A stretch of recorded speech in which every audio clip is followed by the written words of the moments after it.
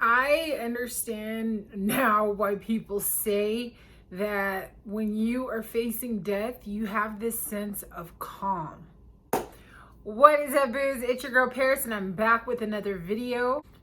Now, today I want to tell you a little story about my near-death experience. Okay, I was in Maui. Now, my son's family on his dad's side has been going to Maui for nearly 50 years. And by default, I have been able to go almost probably 10, 12 times in my life. It's such a beautiful place, and I've had so many beautiful experiences there. But this one time scared the living shit out of me, okay? I was on the island of Maui, and I just wanted to do something different. My son was probably, I don't know, seven years old, and I decided to rent a kayak. I was never really the adventurous person, nor was I really the sporty person. I mean, I like to watch sports, but I was a cheerleader and things like that in high school.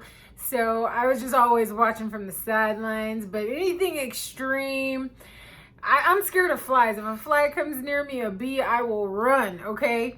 But this particular event, I was just in the moment, and my son's grandfather was really adamant about us renting this kayak. So at the resort we were at, it's right on the water. I decided to go over and see what was up with the kayak rental. I went over there. This big Hawaiian lady with a flower in her hair, you know, she tells me, I don't think that's a good idea, okay? Like, the currents are about to get stronger.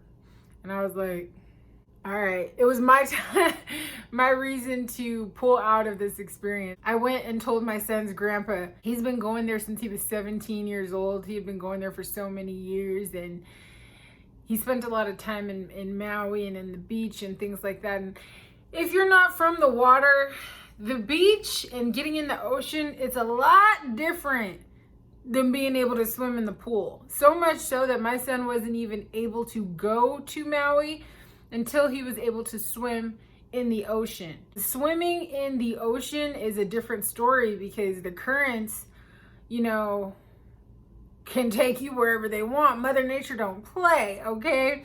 And I'm from the beach area. I'm from Southern California, and I've been going to the beach my whole life. When she told us that, I ran back over to my son's grandpa, and I'm like, hey, this lady over here said it's not a good idea.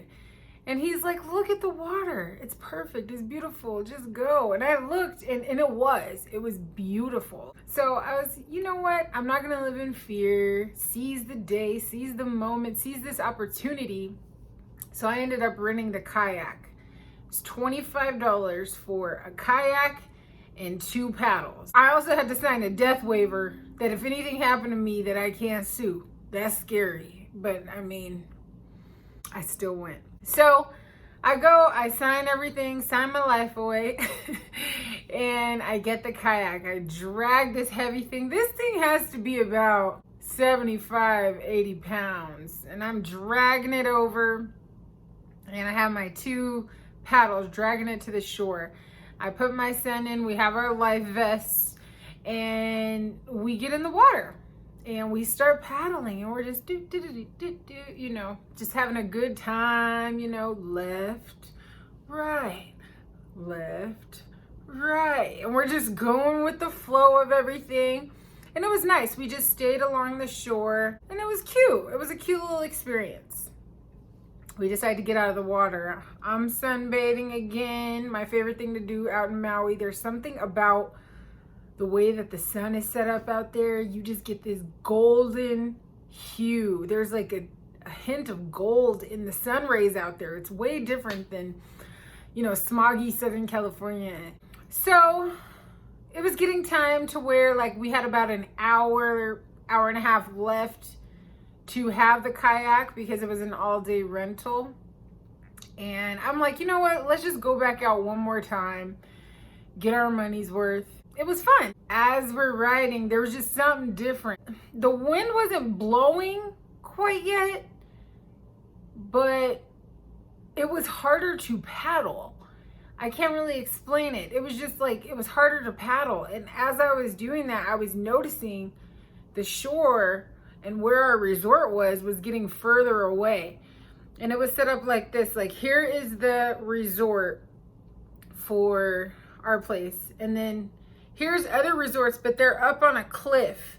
And there's just a bunch of, like a wall of sharp rocks, you know, black ones, like volcano rocks, very sharp rocks. And I've always known, because I've been there so many times, to stay away from those rocks, but we were getting pushed that way.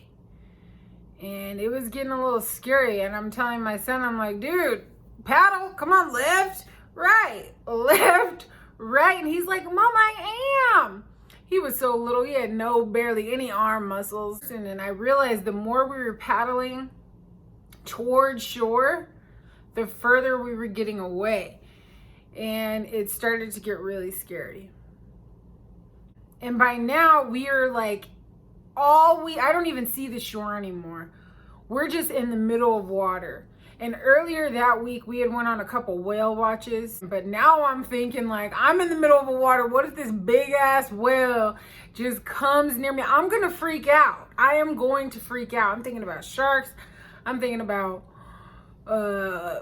killer whales, which aren't even in those waters. I'm just thinking about whatever's in this. I'm starting to freak out. And I look over, and all there is just this long wall of sharp volcanic rocks. And I'm like, wow, even if we're able to paddle back, it's going to take us a while. That's how far past the shore we were. So I'm like just trying to catch my breath, trying to catch my composure, and just think we have a long way to go. Well, now the wind starts kicking in. And when the wind starts kicking in the ocean, the waves start kicking in. The waves are coming, and it's pushing our kayak closer and closer and closer to this volcanic rock wall. I look over, and every wave that comes, we're getting inched in and inched in. There was another resort there, and I knew we were in trouble when I saw a line of people looking down on my son and on me. And they're just looking with faces of horror and terror. I'm looking over, and the waves are coming. And we're like now maybe 10 feet from this rock wall. You don't want to be anywhere near those rocks. If you hit your head on one of those rocks, you can just tear your body up on these rocks. But there's nothing I can do. And more waves are coming, and we're inching closer and closer and closer. And these people are, oh my God. And I'm like, we're in some deep shit right now. It was truly terrifying. So here's our little kayak getting pushed and pushed. And now we're turned towards the rock wall. And let's say, since I have double jointed, this is the rock wall. And our kayak is like here. And I look back, and here comes a wave that I know is about to take our kayak and flip it. It's just too strong, the wave. And I'm like, this is it. We're either going to get extremely hurt, or this is just it. I looked back, I saw the wave, and I looked forward, and I grabbed my son by his waist. And what I noticed was I had this sense of peace. And all of a sudden, I just see all these beautiful sea turtles just standing on these rocks. And it was so beautiful. And I told my son, I said, look at the turtles. As I know this wave of destruction is coming for us, I said, look at the turtles. And all of a sudden, the wave comes and it hits us. And now our kayak is damn near 100% vertical. It's like at an angle like this, where another rock caught it. It was at the perfect angle that we were able to get out of the kayak. And if it didn't push up high enough, then another wave was gonna come. It was like the perfect force for us to climb to safety. These two young teenagers came and grabbed my son and handed them off to this woman up at the top at their resort up there. And they grab my kayak and they start pulling it up. I also forgot to mention that the kayak, if anything happened to the kayak, it was going to be $395 to replace. And if I lost any paddle, it was going to be $200 to replace. So these guys are grabbing the kayak out of the water. I had one paddle in my hand and my son had released his paddle.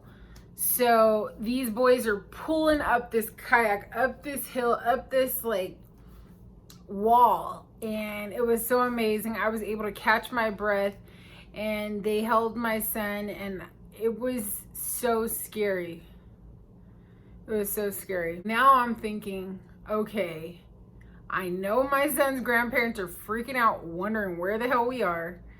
And now I got to get this heavy ass kayak back and this paddle and go pay $200 for this near-death experience. I was just so grateful that I was alive and that my son was okay. I leave the kayak there and I take the paddle because I'm like, I'm going to have to come back and get this kayak somehow back to the resort. I get back over to his grandparents and I told his grandpa what happened. I'm like, oh my gosh, like that lady was right. The current took us. We probably shouldn't have went out there. I got to go back and get this kayak because none of our rental cars were going to be able to carry this thing. I'm freaking out. And my son's grandpa goes, I told you not to go out that far. I said, what? I could have killed him at that moment. I'm not even kidding. My son's grandma was like, Paris, it's okay. Don't worry about it. Everything's fine. I was like, you know what? I'm not going to be disrespectful right now. Let me just figure this out. I go back over to the lady who rented us the kayak and I told her what happened. And she just pretty much was just calm. She was just like, yeah, I told you. And I was like, okay, well now I got to get this heavy kayak back. Can you guys help me? She goes, no, we can't help you.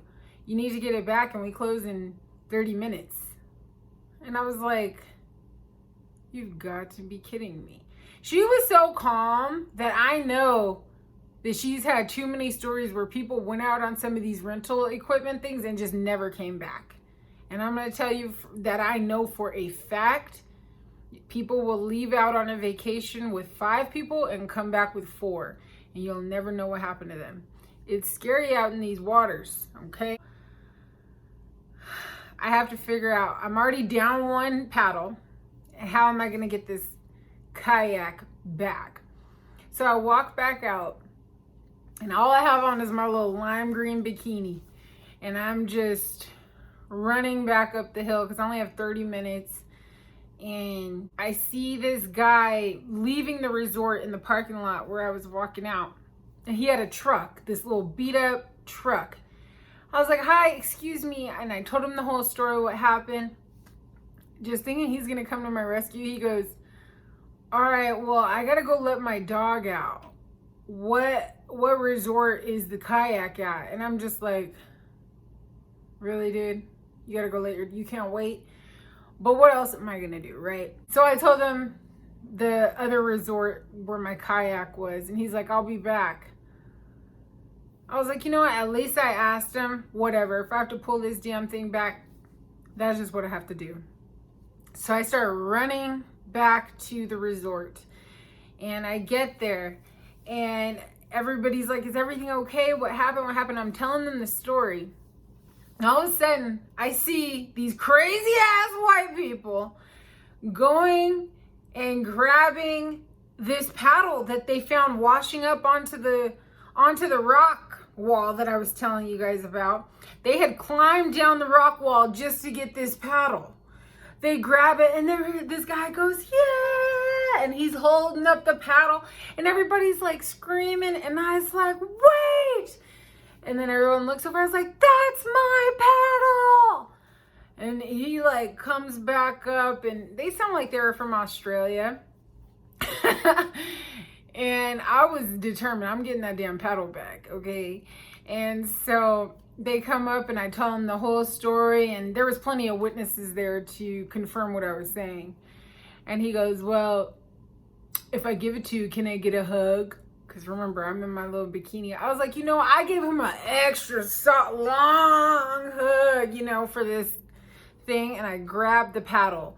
Now I have my paddle, but I don't care. Now I'm gonna have to pull this kayak and this paddle. So I'm like struggling out, and they're like, you're just gonna drag it back. I'm like, I have no other choice. I was really hoping somebody else was gonna try to help me, but everyone's visiting. People either don't have a rental car, or their rental cars are small cars. They have tiny little cars because you're in like kind of a village type situation. So I wasn't expecting anybody to really help me, but I was hoping. And so I just started dragging both things. And as I get out into their parking lot, here comes my homeboy with his beat up truck. He helps me. He puts the kayak in the bed of his truck, and he drives me back to my resort. Helps me take it out, and within the nick of time, I was able to return every piece back to the rental place. I kid you not. This is a true story. I can't make this shit up. I can't make it up.